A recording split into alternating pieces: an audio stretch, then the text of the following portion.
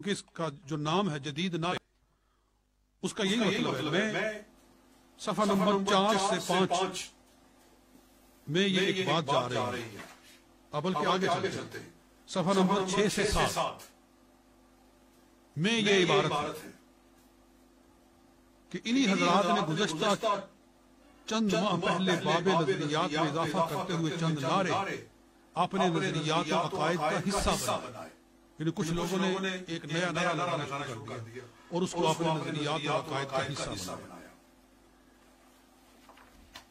جیسے ہر صحابی نبی جنتی جنتی، معاویہ و علی جنتی جنتی، ابو سفیان و معاویہ جنتی جنتی۔ آگے کہتے ہیں اگر یہ لوگ اس قسم کے نعروں کو اپنی من پسند فکر اور اختراعی عقیدہ تک محدود رکھیں تو ان کی مرضی، لیکن ان نعروں کو نظریات اہل سنت قرار دینا محل نظر ہے۔ جی سمجھا آپ نے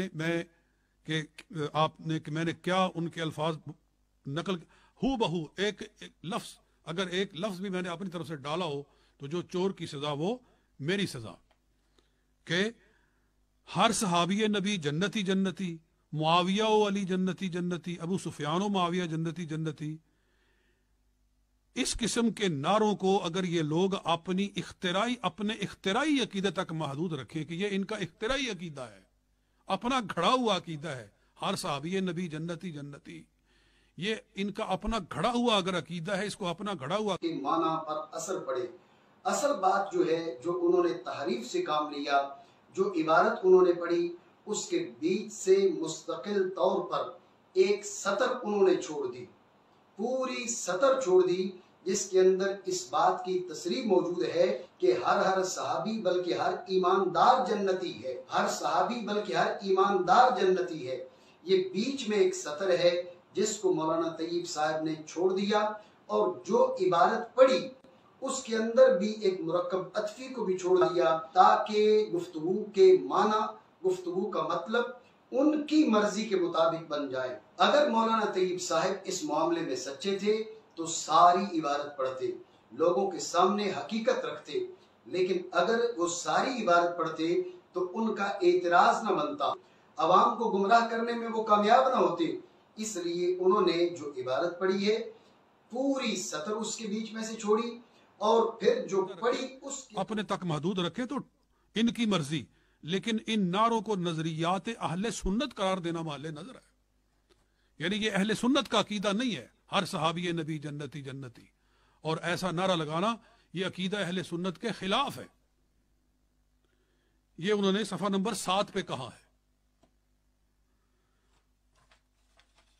تو اس طرح کے خیالات کے حامل شخص کو شاہ صاحب نے اپنا خلیفہ بنایا ہے۔ تو شاہ صاحب سے سوال ہے کہ کیا آپ کو ان خیالات کا علم ہے؟ یہ کیسے ہو سکتا ہے کہ یہ کتاب اس کی چھپ کر ہمارے پاس انگلینڈ میں پہنچ گئی ہو، مانچسٹر میں، اور شاہ صاحب کو نہ ملی ہو؟ تو ہاؤ از اٹ پاسبل؟ اور پھر صفحہ نمبر 8 پہ کہتے ہیں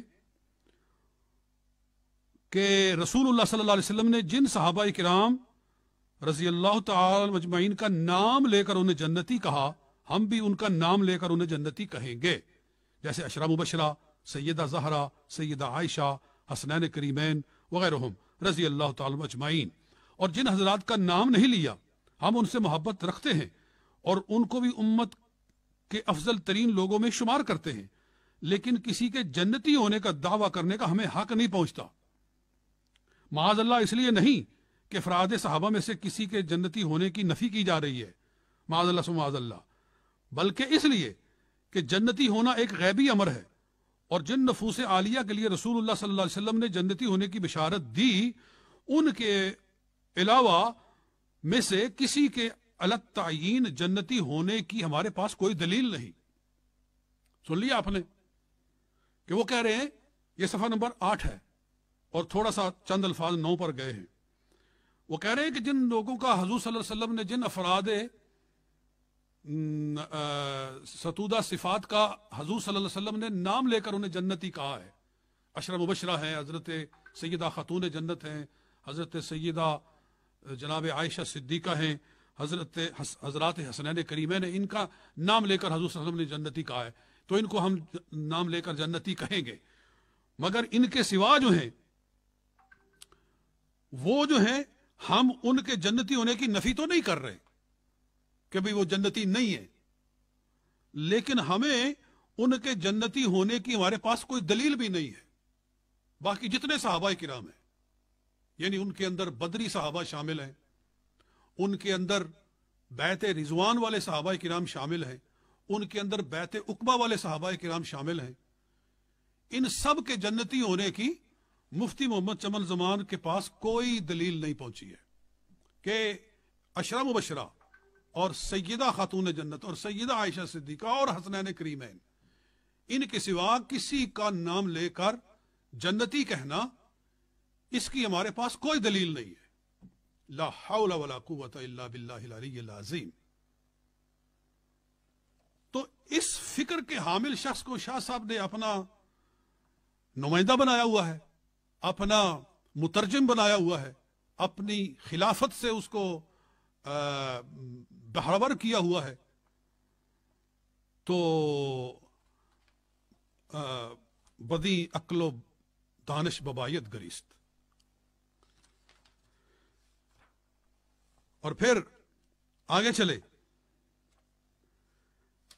صفحہ نمبر 58، جی 58 پہ کہتے ہیں، ایسی حالت میں ایک اہم بات سے یکسر صرف نظر کی جو وجہ سمجھ میں آتی ہے وہ یہی ہے کہ سب صحابہ کو اچھے عدل ثقہ تقی نقی ابرار اعتقاد کرنے کے باوجود، یعنی سب صحابہ کرام کو ثقہ اور نیک اور پارسا کہنے کے باوجود سب کے جنتی ہونے کا نظریہ افکار اہل سنت کا حصہ نہیں، کہ صحابہ کرام کو نیک کہو، تقی کہو، ابرار کہو، سب کچھ کہو، لیکن ان کو جنتی قرار دینا، سب صحابہ کو جنتی کہنا یا کسی کا نام لے کر اس کو جنتی کہنا، یہ اہل سنت کے فکر کا حصہ نہیں۔ لا حول ولا قوت الا باللہ العلی العظیم۔ جی پھر آگے پورے کتاب ہی، یعنی کہ یہ تو میں صرف چند عبارات پیش کر رہا ہوں، یہ پوری کتاب، یہ پورا رسالہ اسی موضوع پہ لکھا ہے۔ جیسے اب میں نے بتایا کہ شروع میں انہوں نے کہا ہے کہ آج کل نئے نعرے نکل آئے، اور کتاب کا نام بھی جدید نعرے ہے کہ ہر صحابی نبی جنتی جنتی، معاویہ و علی جنتی جنتی۔ یہ جو نعرے لگائے جا رہے ہیں یہ اختراعی عقیدہ ہے، اور وہ بار بار کہہ رہے ہیں کہ ہمارے پاس کوئی دلیل نہیں ہے، جن کا نام لے کر حضور صلی اللہ علیہ وسلم نے جنتی کہہ دیا ہے ان کے سوا کسی کے جنتی ہونے کی ہمارے پاس کوئی دلیل ہی نہیں ہے۔ توبہ استغفر اللہ۔ اور پھر آگے صفحہ نمبر 67 پہ کہہ رہے ہیں کہ بھئی واضح رہے کہ اگر جنتی کے معنی بالآخر جنتی کیے جائیں کہ سب صحابہ جنتی ہیں، مطلب یہ ہے کہ آخر کار جنت میں چلے جائیں گے، یعنی اگر معاذ اللہ جہنم میں گئے اور ان کو سزا ہوئی اور پھر آخر میں جنت میں چلے گئے، بالآخر جنتی، اگر یہ معنی کیے جائے تو اب مذکورہ بالا کلمات آئمہ اور علماء اور مذکورہ نظریہ میں کوئی تناقض باقی نہیں رہے گا، یعنی پھر یہ بات پھر لاجیکل ہو سکتی ہے، پھر اس پر کوئی وہ تعارض باقی نہیں رہتا۔ لیکن اس صورت میں نہ تو اس نعرے میں کوئی خاص وجہ ہے اور نہ ہی صحابہ کرام رضی اللہ عنہم اجمعین کی کوئی خصوصیت ہے، بلکہ یہ مرتبہ تو ہر شخص کے لیے مقرر ہے، ہر اس شخص کے لیے مقرر ہے جس کا خاتمہ ایمان پر ہو۔ مطلب یہ ہے کہ ہر مومن جو ہے وہ جنت میں تو جائے گا، بالآخر تو ہر مومن ہی جنت میں جائے گا۔ وہ کہہ رہے ہیں کہ ہر صحابی نبی جنتی جو ہے، اس کا مطلب اگر یہ لیا جائے کہ وہ آخر کار جنتی ہے تو پھر بات تو بنتی ہے کہ ٹھیک ہے وہ آخر کار جنتی ہے، لیکن اس میں ان کی پھر کیا خصوصیت ہے؟ ہر مومن ہی آخر کار جنت میں جائے گا، مطلب یہ ہے کہ ان کو پھر تمام صحابہ کو جنتی نہیں کہنا چاہیے، کیونکہ ان کے جنتی ہونے کی ہمارے پاس دلیل کوئی نہیں کہ کہ وہ دوزخ کا منہ بھی نہیں دیکھیں گے، اور اگر آخر کار جنتی ہونا اس کا مطلب ہے تو وہ تو ہر مومن کا یہ مقام ہے، ہر مومن نے ہی جنت میں جانا، پھر ان کو پھر الگ طور پر جنتی کہنے کی کیا ضرورت ہے؟ یہ وہ سبق ہمیں پڑھا رہے ہیں، نعوذ باللہ اللہ اکبر۔ اور پھر آخری پیج، سب سے آخری پیج 70 پیج، وہ کہتے ہیں یہ ہمارے پاس ایک کلپ پہنچا ہے جس میں وہ کہہ رہے کہ یہ پیج ہم نے ایک کنونشن میں پڑھ کر سنایا تھا، وہ کہہ رہے کہ سارا پیج نہیں پڑھ کر سنایا اور اس میں ڈنڈی ماری، بلکہ ایک اور بھی اعتراض ہے وہی بتاتا ہوں۔ وہ کہتے ہیں کہ دیکھو جی اس میں تو یہ لکھا ہوا ہے کہ ان سطور کا مقصد ہرگز یہ نہیں کہ کسی صحابی رسول کو غیر جنتی کہا جائے، معاذ اللہ من ذالک۔ ان سطور کا مقصد محض اہل سنت کا فکر ظاہر کرنا ہے، اور وہ یہ کہ رسول اللہ صلی اللہ علیہ وسلم کے سب صحابہ اچھے ہیں، عدل ہیں، ثقہ ہے، تقی ہے، نقی ہے، لیکن جنتی کہنے کے معاملے میں ہم اسی فکر کے پابند ہیں جو صدیوں سے اہل سنت کی فکر رہی ہے۔ تمام تر صحابہ کرام کو جنتی کہنے کا قول 1300 سال تک ہماری کتب عقائد کا حصہ نہیں رہا، یہ ہمارے اہل سنت کی کتابوں کا یہ حصہ نہیں رہا کہ تمام صحابہ کرام کو جنت کہا جائے، یہ اہل سنت کے عقیدے کے خلاف ہے، یہ وہ سمجھا رہے ہیں، سوائے ابن حزم ظاہری کے، اور ابن حزم ظاہری کا دور دور تک اہل سنت سے کوئی تعلق نہیں، وہ یہ کہہ رہا ہے، یہ مفتی محمد کمال زمان زمادری کے ابن حزم کے سوا کسی نے سب صحابہ کو جنتی نہیں کہا ہے، یہ اہل سنت کا فکر ہی نہیں ہے۔ وہ کہتا ہے کہ ہم یہ نہیں کہہ رہے کہ کسی صحابی کو غیر جنتی کہا جائے، معاذ اللہ دوزخی کہا جائے، میں یہ نہیں کہہ رہا کہ کسی صحابی کو دوزخی کہا جائے، لیکن میں کہہ رہا ہوں کہ سب صحابی کو جنتی بھی نہ کہا جائے۔ مطلب کیا ہوا کہ پھر کسی کو نہ جنتی کہا جائے نہ غیر جنتی کہا جائے، بلکہ اس کا معاملہ اللہ پر چھوڑا جائے، اللہ جانتا ہے کہ وہ جنتی ہے یا نہیں ہے، اللہ جانتا ہے۔ مطلب تو یہ ہوا نا پھر۔ تو میں پھر پوچھتا ہوں کہ اللہ جانتا ہے نا، تو اللہ تعالیٰ سے پوچھتے ہیں کہ اے رب العالمین تو کیا جانتا ہے صحابہ کرام کے بارے میں، تیرا کیا ارشاد ہے؟ تو ابھی میں نے آیا بارکہ پڑھی ہے کہ اللہ تعالیٰ فرما رہا ہے کہ لا یستوی منکم من انفق من قبل الفتح وقاتل اولئک اعظم درجة من الذین انفقوا من بعد وقاتلوا وکلا وعد اللہ الحسنى، کہ فتح مکہ سے جو پہلے ایمان لائے یا فتح مکہ کے جو بعد ایمان لائے، اگرچہ پہلے والوں کا درجہ پچھلے والوں سے بہت اعلیٰ ہے، بعد والے پہلوں کا درجہ نہیں پا سکتے، لیکن کلا وعد اللہ الحسنى، اللہ نے سب سے حسنہ کا وعدہ کر دیا، بھلائی کا وعدہ کر دیا۔ تو یہ سورہ الحدید کی آیت نمبر 10 27 اور حسنہ کا وعدہ، حسنہ کیا ہے؟ یعنی مفتی محمد چمن زمان کہہ رہا ہے کہ ہمیں نہیں پتا، ہمیں کسی کے جنتی ہونے کا نہیں پتا، لہذا جن کا نام لے کر حضور نے جنتی کہا ہے، باقی جو ہیں ان سب کو تم نہ جنتی کہو نہ غیر جنتی کہو، کچھ نہ کہو، کیونکہ ہمارے پاس کوئی دلیل نہیں ہے۔ تو یہ قرآن ہے، اللہ فرما رہا ہے کہ فتح مکہ سے پہلے والے پچھلے والے سب سے ہم نے حسنہ کا وعدہ کر لیا۔ اس کا مطلب ہوا کہ یہ آیا مبارکہ پھر فتح مکہ کے بعد نازل ہوئی ہے، کیونکہ اس میں کہا گیا ہے بعد والے پہلے والے، تو یہ فتح مکہ کے اگر بعد نازل ہوئی ہے تو اس کا مطلب یہ ہوا کہ یہ حضور علیہ السلام کی حیات ظاہرہ کے کسی آخری دور کی آیت ہے۔ تو اس میں ان تمام صحابہ کرام کو جو فتح مکہ کے دن اسلام لائے تھے اور بلکہ اس کے بعد جو لوگ اسلام لائے، ان سب کو اللہ تعالیٰ حسنہ کا سرٹیفکیٹ دے رہا ہے۔ اور حسنہ کیا ہے؟ تو سورہ انبیاء دیکھو، اللہ تعالیٰ ارشاد فرماتا ہے ان الذین سبقت لهم منا الحسنى، وہ لوگ جن کے لیے ہماری طرف سے حسنہ کا فیصلہ ہو چکا ہے، کیونکہ ادھر کہہ دیا تمام صحابہ کرام ان کے لیے حسنہ کا فیصلہ ہو گیا، اب اللہ تعالیٰ اس پر مزید واضح فرما رہا ہے مسئلے قرآن یفسر بعض القرآن، کہ وہ لوگ جن کے لیے ہماری طرف سے حسنہ کا فیصلہ ہو گیا اولئک عنہا مبعدون، وہ دوزخ سے دور رکھے جائیں گے، لا یسمعون حسیسہا، وہ تو دوزخ کی ہلکی سی آواز بھی نہیں سنیں گے۔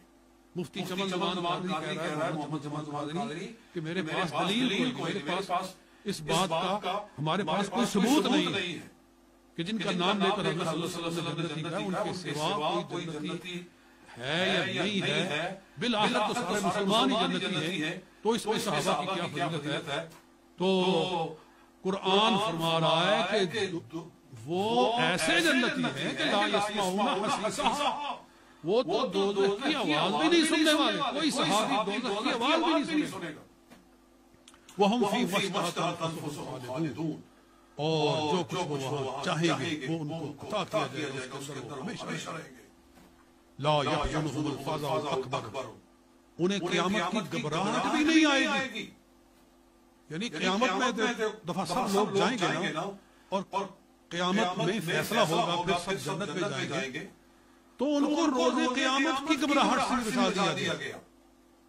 جی جنت میں جانا تو بڑا مرتبہ ہے، لیکن وہ تو قیامت کی گھبراہٹ سے بھی محفوظ ہے۔ لا يحزنهم الفزع الأكبر وتتلقاهم الملائكة، فرشتے ان کے استقبال کے لیے کھڑے ہوں گے۔ ھذا یومکم الذی کنتم توعدون، کہا جائے گا او میرے محبوب کے صحابیوں آ جاؤ، آج کا یہ دن ہے جس کا تم سے وعدہ کیا گیا تھا۔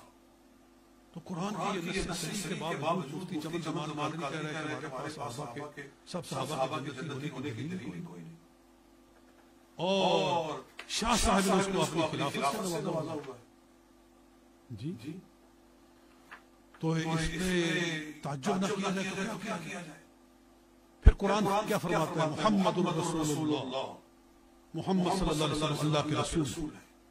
سورہ فتح کی آخری رکوع ہے، والذین معہ، اور جو سرکار کے ساتھ ہے، اس میں صحابیت کی تعریف آ گئی، والذین معہ، جو رسول اللہ صلی اللہ علیہ وسلم کے ساتھ ہے، چاہے کوئی ایک دن کے لیے ساتھ ہے، چاہے کوئی ایک گھنٹے کے لیے ساتھ ہے، چاہے کوئی ایک لمحے کے لیے ساتھ ہے، ساتھ تو ہے نا، سب آ گئے ایمان کے ساتھ، جس نے رسول اللہ صلی اللہ علیہ وسلم کی صحبت حاصل کر لی، معیت حاصل کر لی، وہ سارے معہو میں آ گئے۔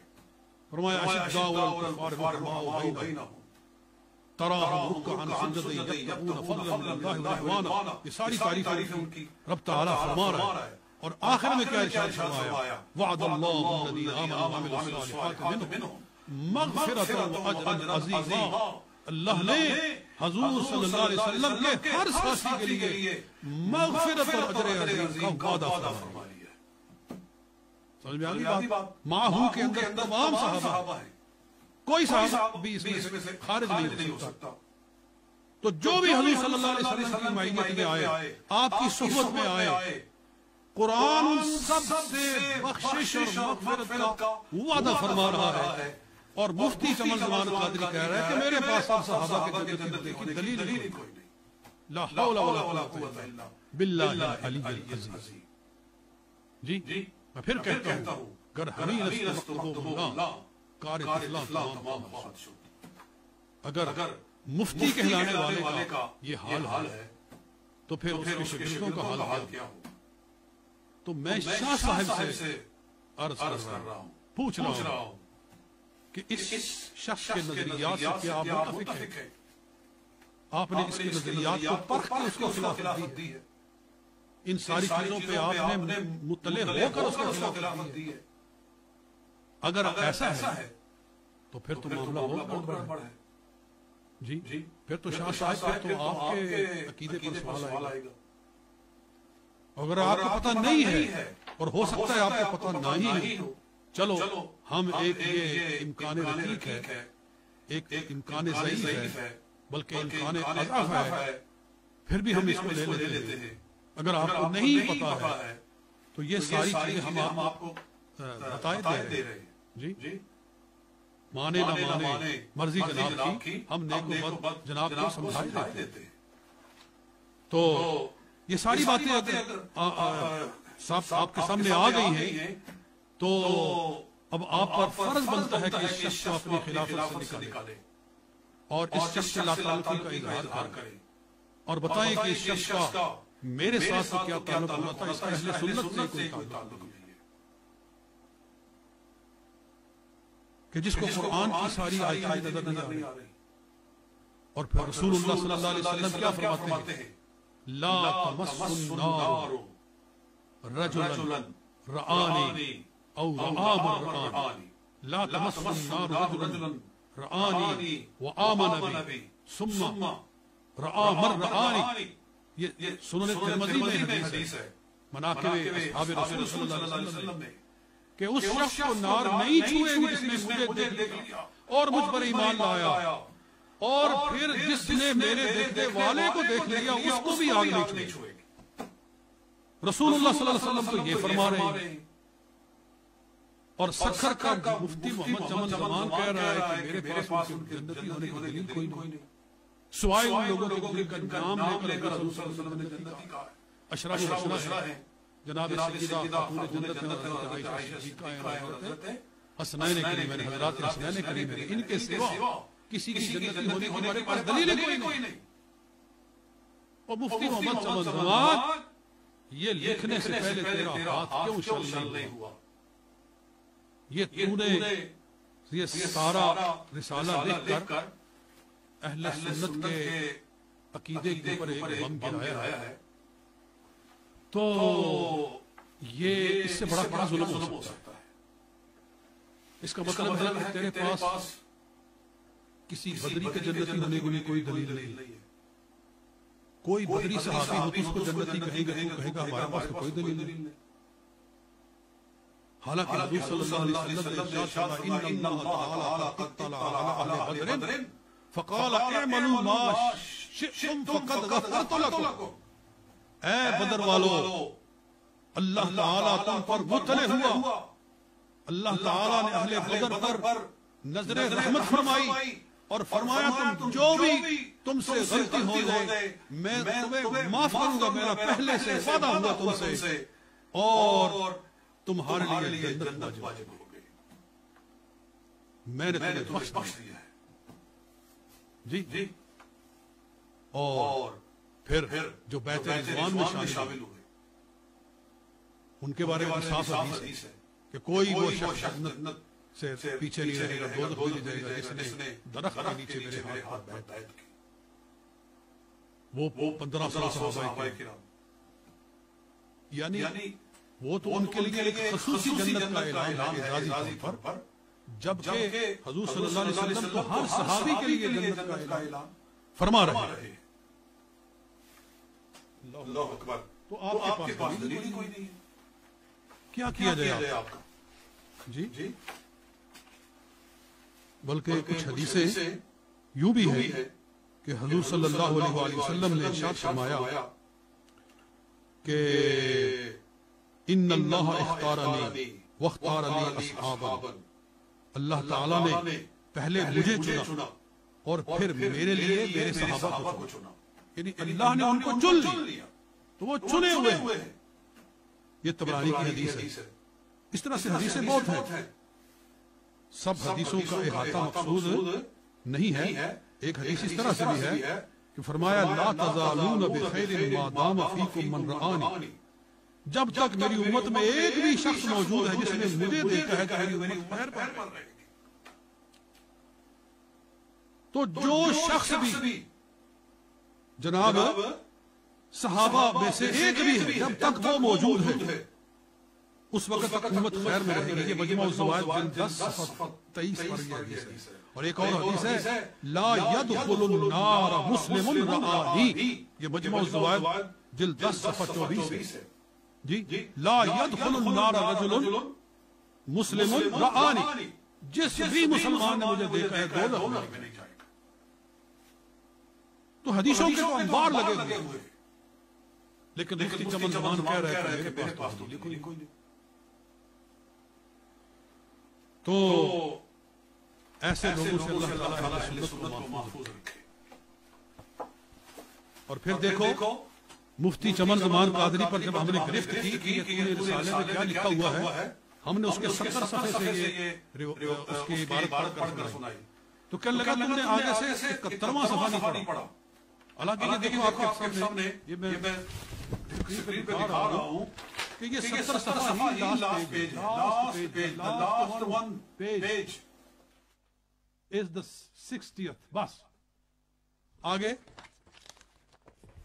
ساری شروع ہو گئی ہے. ہو سکتا ہے کہ یہ کیمرہ آپ کو قریب سے دکھا سکے تو ہو سکتا ہے.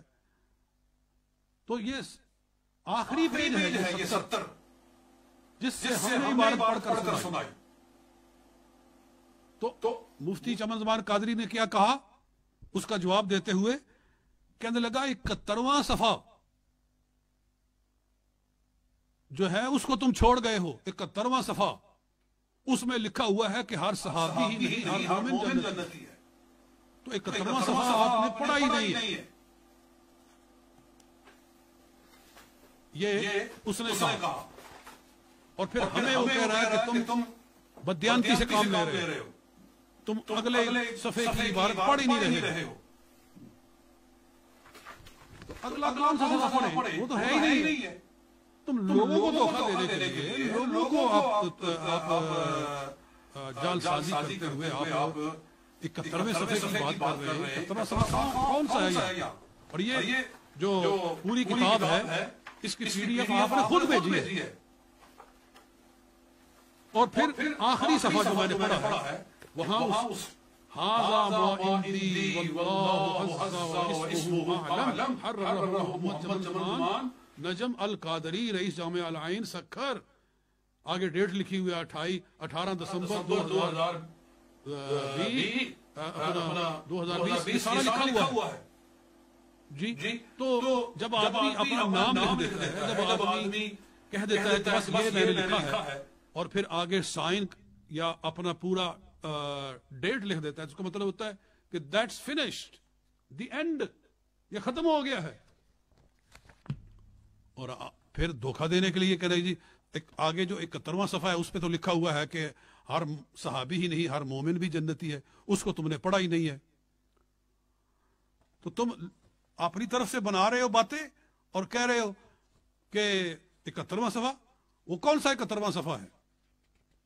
یعنی وہ کہہ رہے ہیں کہ چونکہ یہ کتاب چھپی نہیں ہے یہ غیر مطبوعہ کتاب ہے.